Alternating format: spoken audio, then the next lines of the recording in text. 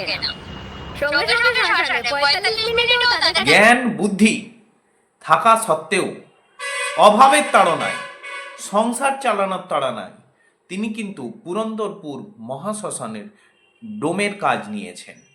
আর তিনিই হচ্ছেন পশ্চিমবঙ্গের একমাত্র মহিলা। Welcome to our channel Suman Sunanda vlogs. তো বন্ধুরা, যেটা ভাবলেই অবাক লাগে, শ্মশান জায়গাটা নাম শুনলেই অনেকের মনে একটা আতঙ্ক তৈরি হয়। তার আগে হচ্ছে আর সেখানে একজন মহিলা ডোম কর্মী হিসাবে যে কাজ করছেন, এটাকে সাধুবাদ এবং স্যালুট জানানো ছাড়া আর কিছু বলার নেই।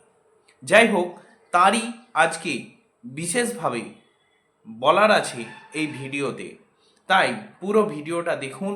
আমি আজকে তার ব্যাপারে পুরোপুরি ভিডিওতে বলবো, তিনি কোথায় থাকেন, কিভাবে তার সংসারের জীবনের সমস্ত কিছু কাহিনী আমি আজকে এই ভিডিওতে তুলে ধরব।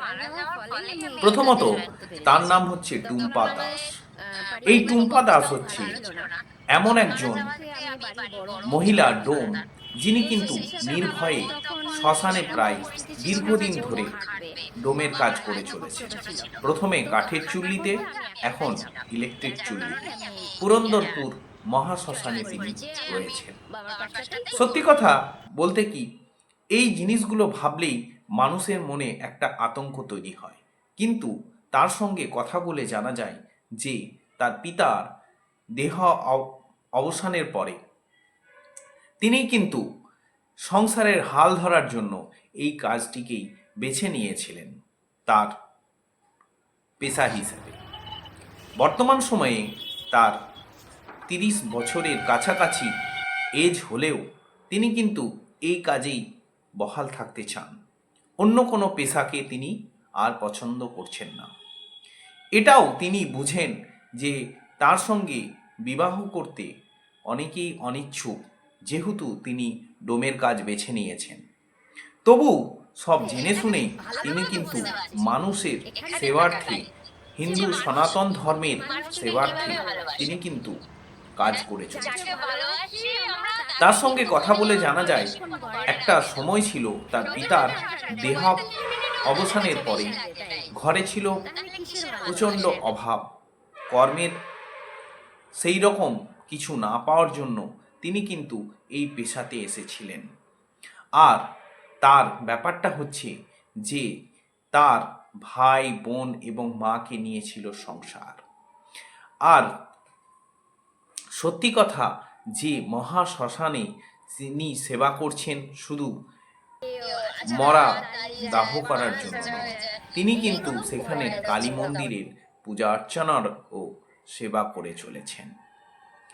এই মহিলা ডোমকে আপনারা হয়তো আজ জানছেন, কিন্তু এই মহিলা ডোমের একটা বিশাল কৃতিত্ব রয়েছে। তিনি কিন্তু কাঠের চুল্লিতে যখন পোড়াতেন, যখন মৃতদেহগুলো সোজা হয়ে দাঁড়িয়ে যেত, শিরায় টান পড়তো, সেইগুলো কিন্তু তার বাবার কাছ থেকে সঞ্চয় করেছিলেন অভিজ্ঞতাগুলো। আর সেই অভিজ্ঞতার মাধ্যম দিয়ে তিনি কিন্তু তার কাজটা শুরু করেছিলেন। শিশু বয়সে তার বাবার কাছে চলে আসতেন লুকিয়ে লুকিয়ে এবং দেখতেন, কিন্তু যখন তিনি নিজের হাতে এই কাজগুলি করতে শুরু করলেন, তখন কিন্তু সত্যি কথা একটা অভিজ্ঞতা তিনি কিন্তু দেখলেন। এরকম করতে করতে দীর্ঘ অভিজ্ঞতার কথা তিনি বলে চললেন। কিভাবে পাকে মারতে হয়, কিভাবে মাথা ফাটাতে হয়, সেইগুলো কিন্তু তিনি এই ভিডিওতে বলেছিলেন। তার মাও ছিলেন ডোম সম্প্রদায়ের, তারপরেই তিনি কিন্তু তার বাবাও ডোম সম্প্রদায়ের কাজে নিযুক্ত করেছিলেন নিজেকে। তো ডোম বলে অনেকে কিন্তু তাকে অচ্ছুত মনে করেন, পথঘাটে তাদের এড়িয়ে চলেন, ছোন না, ছুতে চায় না, বিভিন্ন তাচ্ছিল্য তার সঙ্গে হলেও তিনি কিন্তু এই পেশাকেই নিজের পেশা এবং খুবই যত্ন সহকারে তিনি কিন্তু করে চলেছেন। তার সঙ্গে কথা বলে জানা যায় তার প্রিয় আরাধ্য দেবী হলেন মা তারা। তারাপীঠে গিয়েও তিনি কিন্তু মা তারাকে তার বাড়িতে এনে প্রতিষ্ঠা করেছেন এবং পূজা অর্চনা করেন। তো ভাবুন যে জগতে কত বিচিত্র, কত বৈচিত্র্য রয়েছে। মহিলা ডোম হয়েও তিনি কিন্তু কাজ করে চলেছেন, সংসারের হাল ধরে রেখেছেন। তাকে বলা হয় যে আপনি বিবাহ করবেন না, আপনার সঙ্গে তো এই ধরনের কাজ করলে আপনার সঙ্গে তো কেউ বিয়ে করতে চাইবে না। তিনি বলেন আর বিয়ে করার প্রয়োজন নেই, মানুষের সেবাতেই আমি আমার বাকি জীবনটাকে ব্যতীত করতে চাই। তো কত বড় মনের মানুষ হলে এতটা স্বার্থত্যাগ করা যায়? আমরা সাধারণ মানুষরা এত বড় স্বার্থত্যাগ করতেই পারি না। তাহলে ভাবুন তো যে যে মানুষটা এত বড় স্বার্থত্যাগ করতে পারে তিনি তো অন্য কাজও করতে পারতেন, কিন্তু করেননি। তিনি তার বাবার পেশাকেই নিজের পেশা হিসেবে গ্রহণ করেছেন। তার সঙ্গে নানা অভিজ্ঞতার কথা আসলেও তার মধ্যে দু একটি কথা আমি আপনাদের ভিডিওতে বলি।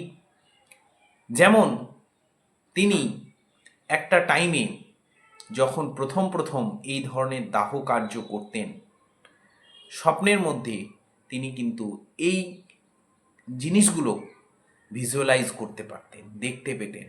তাহলেও তিনি কিন্তু ভয় করেননি এবং তিনি কিন্তু তার কার্য করে গিয়েছেন।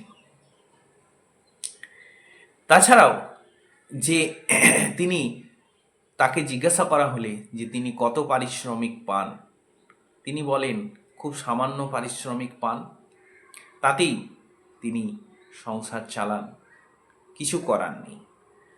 একটা কথাই মাথায় রাখবেন যে মানুষের কোনো কাজ ছোট নয়, কিন্তু কিছু কিছু কাজ আছে যেটা সবার পক্ষে সম্ভব নয়। এই মহিলা ডোম কিন্তু সেটা করেই দেখাচ্ছেন। একে কুর্নিশ স্যালুট জানানো ছাড়া আমাদের আর কিছু করার নেই। তো বন্ধুরা, এই মহিলা ডোমের পরিচিতি আপনাদের কাছে আমি তুলে ধরলাম, কারণ হচ্ছে এই ধরনের মহিলাদের আমাদের দেবী স্বরূপ, তাদেরকে আমাদের প্রণাম জানালেও কম হয়ে যাবে, তাদেরকে ফুলমালা দিয়ে পুজো করলেও কম হয়ে যাবে, কারণ এই ধরনের মহিলারা অনেক মাতৃস্বরূপ। তো যাই হোক, আর কি বন্ধুরা, যে এই মহিলা ডোমের বিভিন্ন কাহিনী আমার ভিডিওর মাধ্যমে আপনাদের কাছে তুলে ধরলাম। আশা করি ভিডিওটা ভালো লেগে থাকবে। ভালো লেগে থাকলে অবশ্যই চ্যানেলটাকে সাবস্ক্রাইব করে রাখবেন, কেন এই ধরনের ভালো ভালো ভিডিওই আমি নিয়ে আসি।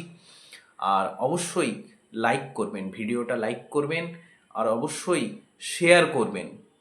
শেয়ার করলে এই ধরনের খবরগুলো আরও মানুষের কাছে পৌঁছাবে, তারাও অনুপ্রাণিত হবেন তাদের জীবনের কর্ম করতে। আর যাই হোক, কমেন্টে অবশ্যই লিখবেন জয় মা কালী, জয় ভোলেনাথ বলে একটা কমেন্ট করুন, দেখবেন আপনার কাছেও কোনো না কোনো শুভ বার্তা পৌঁছাবে। যাই হোক, ভিডিও এখানে শেষ করছি। Good bye.